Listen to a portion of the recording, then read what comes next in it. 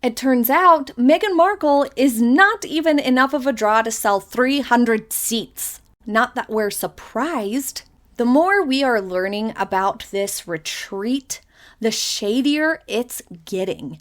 This Her Best Life retreat with Meghan Markle headlining it is full sus. So I have been investigating a bit, and everything about this seems shady. And the fact that Meghan Markle is willing to be involved is bizarre in terms of PR. But before we get into all the suspicious details I've uncovered, I would like to invite you to subscribe if you have not yet already. Please do click the like and hype buttons and drop me a comment down below. So when I saw that this retreat was limited to 300 seats, I thought that that's not very many and that she could probably sell it out. I thought that would make sense because 300 is a pretty low number, honestly, even for the Meg. And then, promptly, the website said ticket allocation exhausted, which made sense to me. Even if somebody isn't a fan of Meghan, I doubt that would be enough to deter them from going to this if they were very passionate about going to an event like this. And if they were a fan of Meghan, then I'm sure they would have made it happen, I suppose. I don't know. Meghan behaves in a way as if she thinks her fans will do stuff like this. You know what I mean?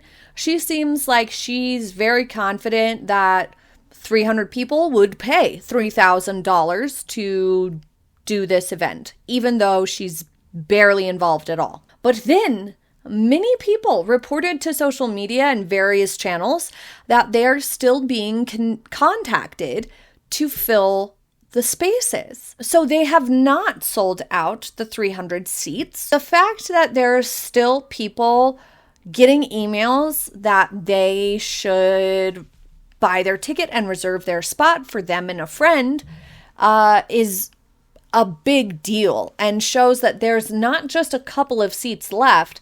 There's probably many seats left or tickets left for this weekend retreat nonsense scam. And the methods that they have been using, this Her Best Life retreat people, whoever is facilitating the emails, is using language and methods that is very common in internet scams. They're relying heavily on scarcity marketing.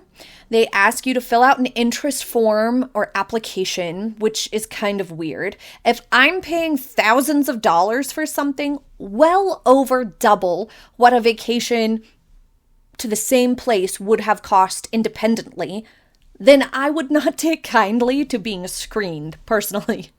Some people said that you have to write a testimonial about Meghan Markle specifically that's positive towards Meghan Markle. I believe the quote was that you have to write a testimonial saying how Meghan Markle has impacted your life positively or inspired you. But that's actually false. They do ask you to write a testimonial explaining why you want to attend, but the prompt says nothing about Meghan Markle specifically. So I don't know why people feel the need to make shit up, but that's an exaggeration of the truth. But anyway, after you fill out your application and whatnot, they're like, we'll get back to you. You're on the list. And then they email you and say, congratulations, you've been chosen. You have like 2 days to pay or we're going to give your seat away. And people are getting repeated emails weeks later saying, oh, we still have a spot reserved for you. If you just send the money now, you'll lock in your spot. So this is shady marketing tactics, exclusivity-based scarcity, and curated sales funnels, which are, in my opinion, rather unethical. And they're adding in urgency on top of it. But people getting contacted weeks later tells us two things. First, that Meghan hasn't sold the tickets. People aren't buying despite the high publicity of the event. So it just proves how disliked Meghan Markle is. And second, how shady this Her Best Life retreat really is.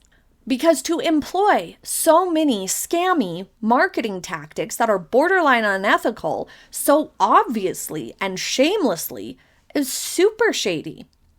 If you're selling something great that people want to do, you don't have to do things like this. You don't have to lie that it's sold out to try to get people to think, oh, I better jump on it as soon as they email me. This feels like a huge indication of problems within this Besties business in general.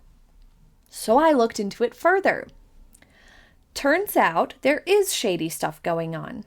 Besties is like the company behind this Her Best Life organization, and this is their first luxury wellness retreat or any event of this sort. They've never done an event like this. This is the first one that they've ever done. The inaugural retreat. And it's run by Gemma O'Neill, and Besties, this company, up until just now, was run by Jackie O. Henderson. Gemma is friends with Marcus Anderson, and we all know that slippery fellow. And allegedly, this is how this event came to be. About a year ago, Marcus was at the Meg's house, naturally, and he called Gemma up and asked for Meghan to be involved while she was in Australia in 2026. And Meg agreed to do it as a favor to Marcus. If true, it sounds a lot like Marcus knew that Gemma needed to make this retreat happen for whatever reason. And these three idiots thought that the Meg was the solution, which she clearly is not. But the real sus part is that Gemma's partner, Jackie O. Henderson, has decided to step back from the Besties business prior to this retreat taking place. Now, you would think that if you had been in business with someone for several years, for this Besties business that's like a passion project for these ladies, apparently, allegedly, according to things that they have said in the past, that you would never back out right before the first retreat, the first and biggest event you've ever done, and right before you have a big name involved. Because even though the Meg is hugely unpopular and controversial and infamous, she is a big name, and there was a lot of press. No one would have known about this retreat except for the people in the bubble who already follow the Besties podcast or whatever it's called. Those would be the only people who knew about this retreat if it weren't for Meghan Markle. Because of Meghan Markle, it hit the news worldwide that this retreat was happening. Publicity you cannot buy. Literally, these people would not have been able to afford such publicity. So it's extraordinarily peculiar that Jackie quit as business partner to Gemma right before this, which in a different context would be considered like backing out right before something blew up and became a huge runaway success. Very bizarre. And there's more than just the impending cost and hassle of the Meg at a not yet sold out retreat. Recipe for a crash and burn of a business, if you ask me. Unless, of course, it's a scheme of some kind, if you know what I mean. But also, Gemma's second business was a talent agency which just liquidated, owing over 500,000 Australian dollars. And this came out at the same time that she was promoting the retreat. Likely, this would never happen if the Meg wasn't involved. Meghan is overall bad at business and bad for business. So if it weren't for Meghan, people probably wouldn't know that Gemma is in debt and her talent agency just liquidated, failed. So, I mean, really, we have a failed businesswoman whose business partner abandoned her. And the second business is probably, possibly hanging on by a thread. And then you have the Meg come in there thinking she's going to save everything when she only made it worse. But trying to sell overpriced tickets to an unnecessary, rather empty retreat whose largest draw is one of the most unpopular public figures of our time, while also being outed as a failed businesswoman owing $500,000 and liquidating your failing second business, it's a really bad look. And I'm sure it's caused people to look at that nearly $3,000 price tag to this retreat very, very differently. It really shifts your perception of the situation. It's very difficult to ignore the glaring inflation to the cost of a normal vacation in the area against Gemma's massive debt, with this Besties business partner bailing out on top of all of it. This is very, very messy. And even without the Meg, it's messy. But with her, we all know how extra messy this is, and it's being publicized in a way that's very negative for all involved. It makes Meghan look bad for being involved. It makes Gemma look bad. It makes the retreat look bad, and it makes the organization look bad. And so now when we put all these pieces together, we have an absolute mess that looks incredibly shady. A business partner bails on the other who has effectively gone bankrupt, and a sneaky, slippery fellow is the only connection to the Meg. It's very difficult to see this chain of events and this full picture and not think there's some sort of shady activities going on in the background of it. But this also inadvertently took away from the Besties organization's legitimacy the fact that Meghan wasn't personally a fan of the podcast or whatever, but rather Marcus was like, hey, it's time to repay me one of the many favors that you owe me and be the headliner of this retreat because I owe a favor to Gemma or something like that. It's not a legitimate Meghan is a fan of this or thinks this is super good. It's something else entirely. Like, if we are to believe this version of events, at least. Because before, Meghan Markle tried to make it seem like she is just a fan of and believes in this Besties organization or podcast and the Her Best Life retreat. Meghan is a personal fan of it. That doesn't track with how this event came to be. But regardless, even if they do manage to sell all 300 tickets, I doubt all people will buy a VIP package. So that doesn't really have a very big profit margin to accommodate all of Meghan's exorbitant expenses, which makes it even more shady. Because if it's not clearly profitable for everyone involved, and it's not genuine organic involvement of Meghan actually being interested in this, then the odds of this arrangement being some sort of scheme increase astronomically. But my recent video covered exactly why I think this concept overall, this type of event, is a scam. And I will put that for you here now in case you missed it. Thank you for joining me for this video, and I hope you have a happy day ahead. Bye. Imagine paying well over $2,000 for a so-called luxury retreat where the main attraction is a group photo and a short fireside chat with Meghan Markle. It's outrageous. There's no masterclass, there's no professional training, no specialized expertise, nothing of the sort. Just access, proximity, controlled access at that. This new Besties retreat in Australia isn't actually selling empowerment, healing, or transformation at all. It's simply selling proximity to a celebrity, an infamous one at that. And the more I looked into this particular event, the more it started to look quite familiar to me, actually. Because this exact formula has already been perfected by wellness guru retreat industry. You've probably seen it before. Expensive multi-day retreats, usually at some sort of overpriced hotel or sometimes a very nice hotel, that promises personal breakthroughs, healing, transformation, connection, time with like-minded people, that sort of a thing. They're oftentimes hosted by people who have sold a self-help book or are doctors of something.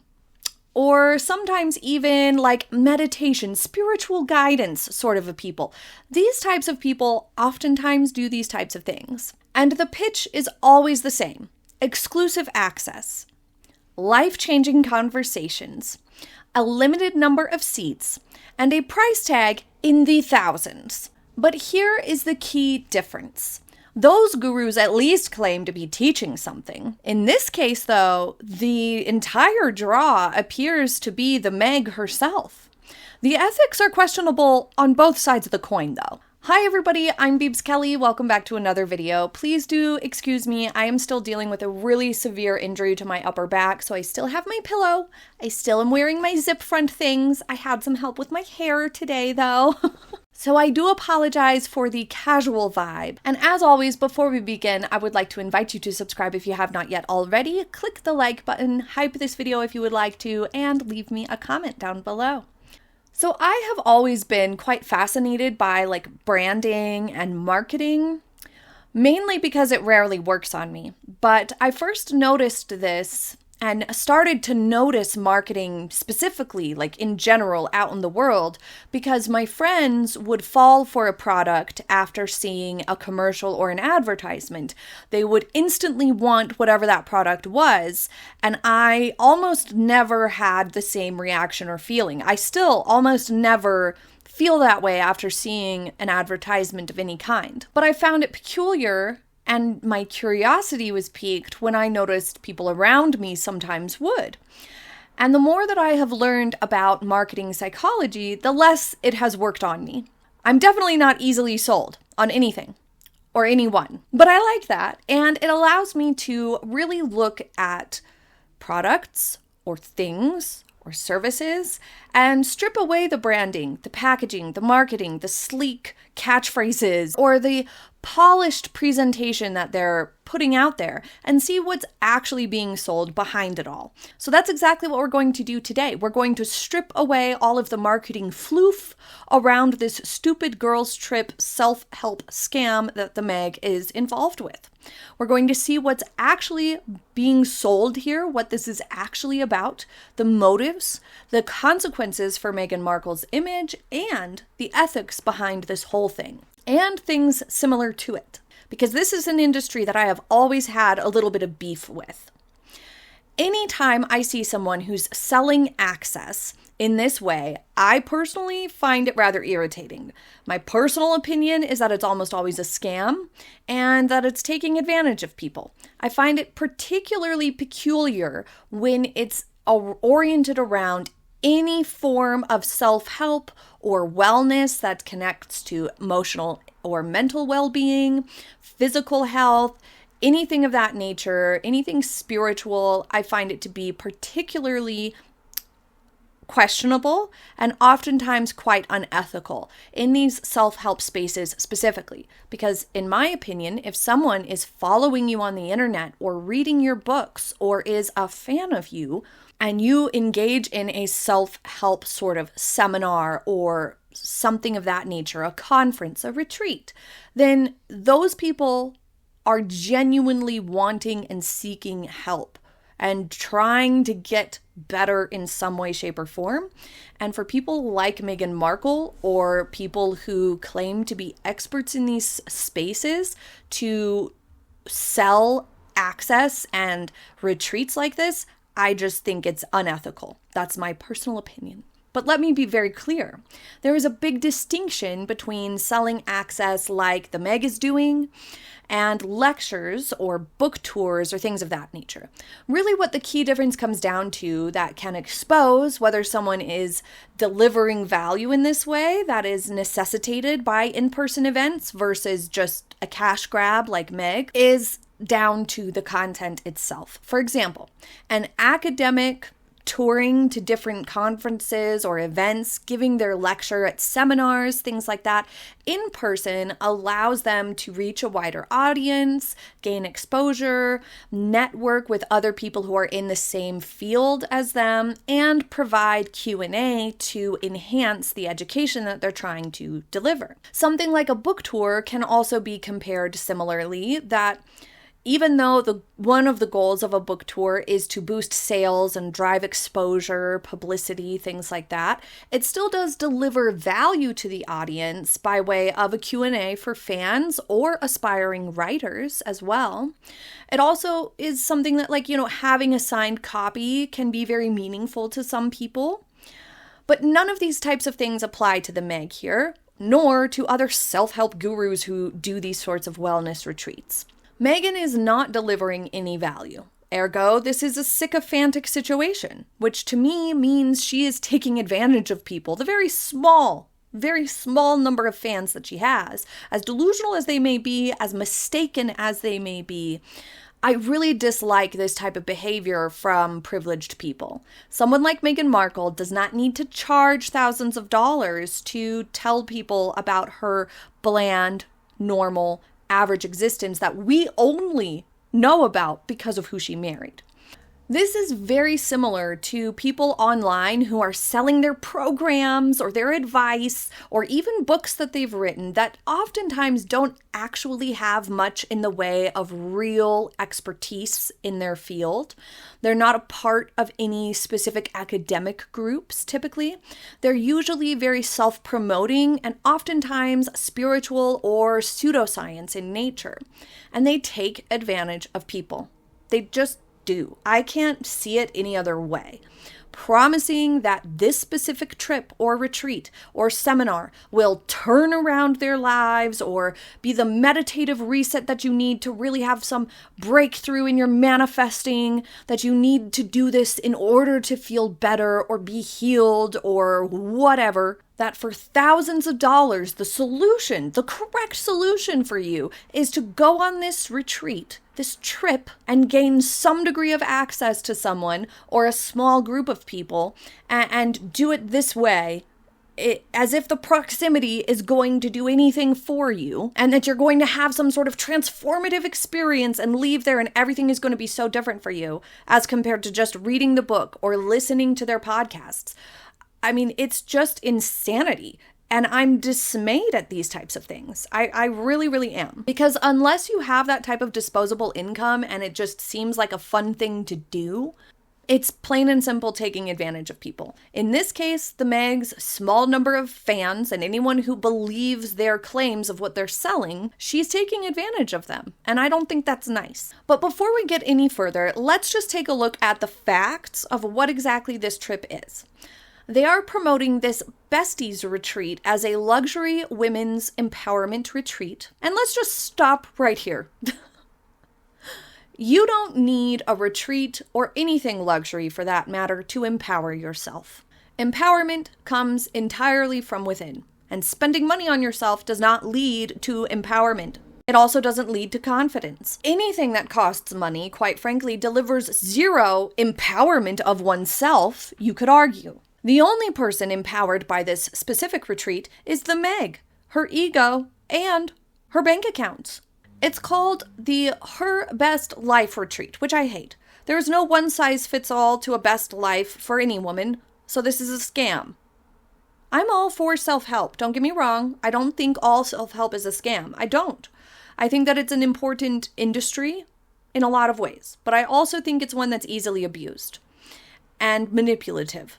And I think that trying to catapult a self-help theme, self-help podcast, self-help book, convincing people or telling people that spending thousands of dollars to do this specific retreat or trip or what have you, to reach the ultimate experience of self-help, that is incredibly manipulative and problematic. And that, I feel, is where the line should be drawn. It offers 300 slots for about $2,000 or more, depending on the package you choose, plus your travel to and from. It goes for 3 days. If you go all the way and buy the most expensive package, the VIP perks include front row seating at the gala dinner where Meghan will speak, joy, she gets her favorite accessory, a microphone, a group photo with Meghan, see how unspecial that is, a VIP goodie bag, an ocean view hotel room, which is shared, and all retreat activities are included. Well, I'm sure all retreat activities are included for everybody, probably. But anyway, let's look at the marketing language of what they are promising people who attend. Powerful conversations, which you could have with people in your own life. Connection and personal growth, which you get best from looking within and working with people who are actually in your own life. Relaxation and unforgettable experiences of which you can make for yourself independently without spending thousands of dollars. Okay. The activities include yoga, meditation, and manifestation. Oh boy. Sound healing, psychology session. I wonder if they actually have a psychologist present or not.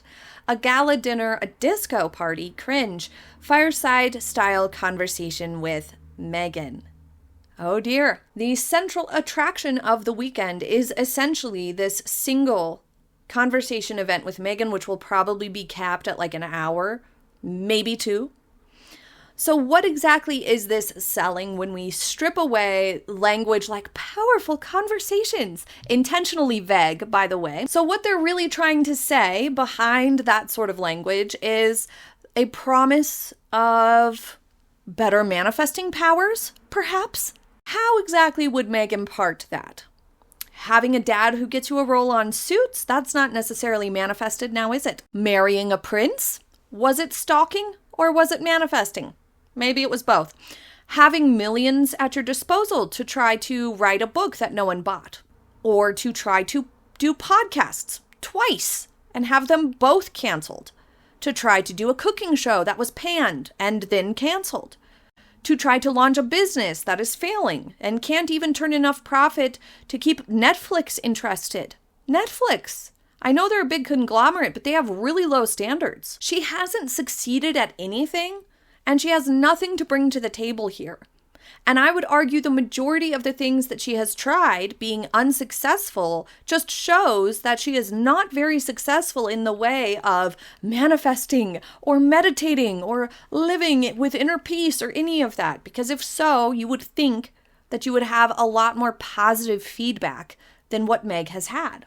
And I've talked about this before when Meghan has previously mentioned like meditating and manifesting and stuff like that she goes about it the entirely wrong way because she fixates so much on the negative elements of her experience of negative press coverage or criticisms or, what she calls online bullying, which is really just people having opinions online, which is very, very normal. So even in this space of like spiritual meditation or manifestation, I would argue she's not a case study of success story because anything that she has tried, she has inadequately manifested because it fails.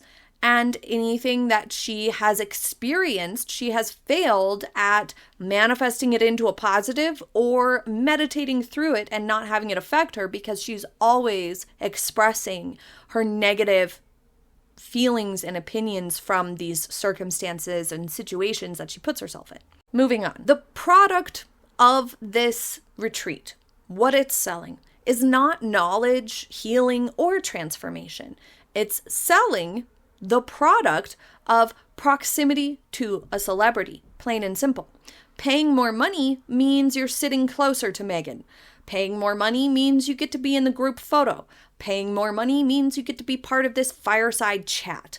And this is a structure that is identical to fan access monetization models, which I also find somewhat unethical.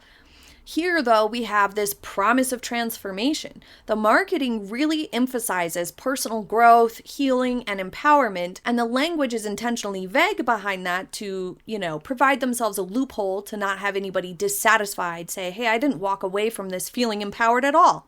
Big surprise. This way they can't have any actual legal recourse. But the reality of the situation is that none of those things could actually materialize. This really does reek of the same exact nonsense that wellness gurus use. The distinction is that, for example, information on personal growth or empowerment or ways to have, a healthier mind state, things of that nature, meditation, all of those types of things. The information on that is not scarce. There are so many, almost unlimited free resources to expand your knowledge in these areas. And ultimately, all of it is cerebral. It comes from within. It's a choice. It's internal, completely. Thinking that being in a specific place, a specific venue, spending a certain amount of money, being closer to a specific person, hearing from them in person versus their reading their book or hearing their podcast online or watching their YouTube videos, it makes zero difference in reality. Because at the end of the day, the work associated with any of those sorts of things comes from you. So putting yourself closer to them for thousands of dollars is not going to make you automatically, magically feel empowered. It's just not. So what this is Meghan and people like her capitalizing on parasocial relationships. And I just find that to be very unethical. So let's take a look at the parallels here, because there are so many similarities to what Meghan is doing with these scammy types of grifts, okay?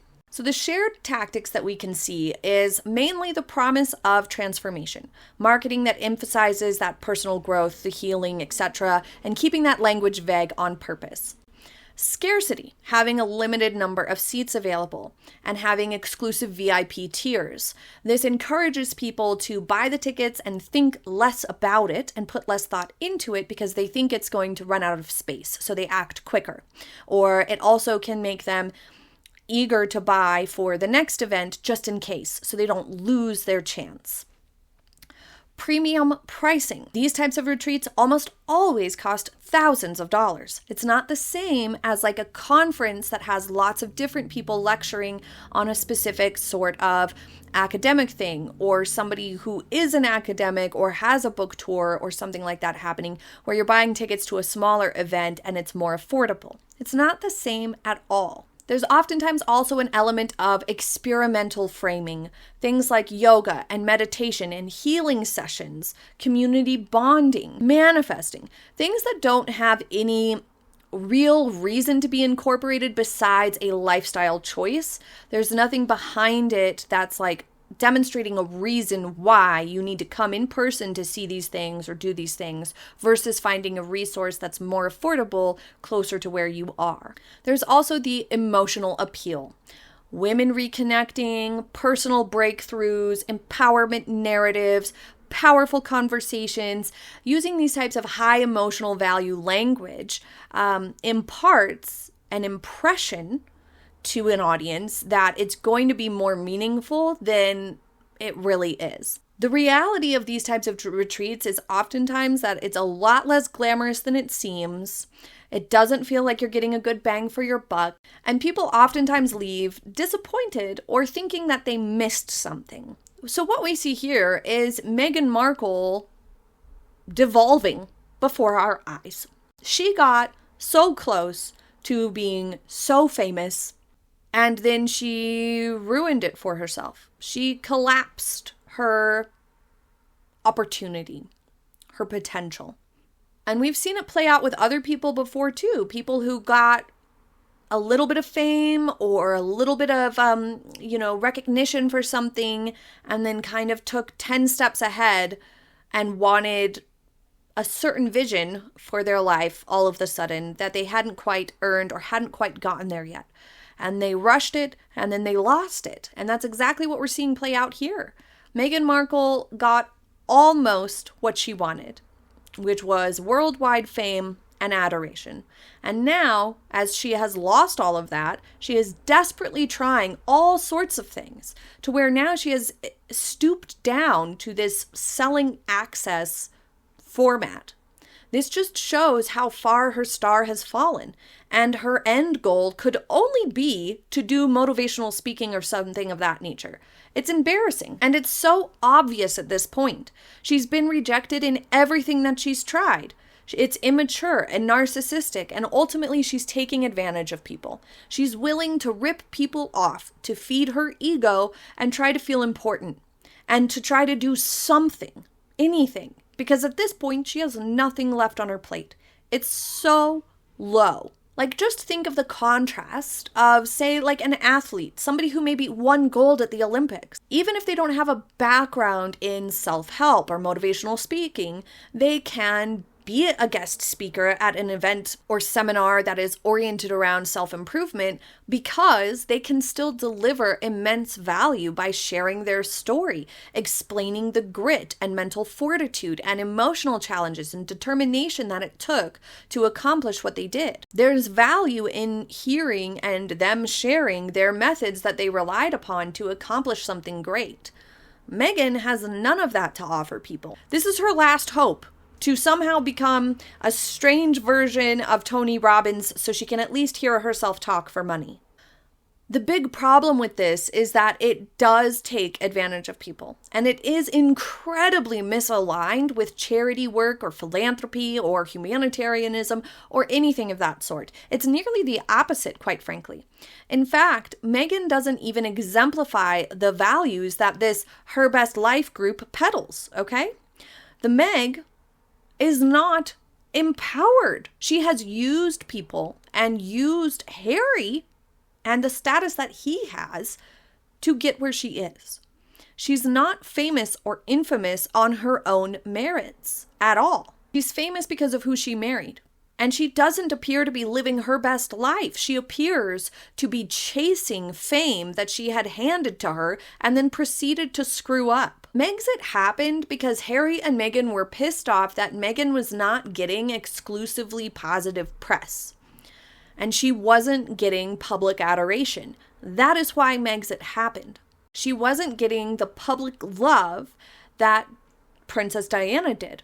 Nor was she getting the positive reaction and public love and support that Catherine, Princess of Wales, gets. But that's exactly what she wanted. Everything that's happened since Megxit has been an attempt to convince the public that they're wrong about Meghan, that they should admire her, they should love her, they should support her. Everything has been about trying to get back not just a level of fame that she and Harry miss having from when they were working royals, but a level of approval that they never achieved. And chasing this, chasing the approval and the fame and the importance, desperately seeking her next chance to talk about herself and feel important, it cannot possibly be Meg's best life. And that is plainly obvious to all of us. So these women who get suckered into going will learn nothing and gain nothing from being 20 feet away from Meghan Markle while she sucks a microphone. So while I am relieved that their trip down to Australia is not another attempt at a publicized vacation, what the media likes to call faux royal tours, I am dismayed that Meghan is partaking in an activity like this because I find it to be absolutely despicable and super shady at that. But I am eager to hear your thoughts in the comments below. I hope you enjoyed today's video, and I will see you soon. Have a happy day, everybody. Bye.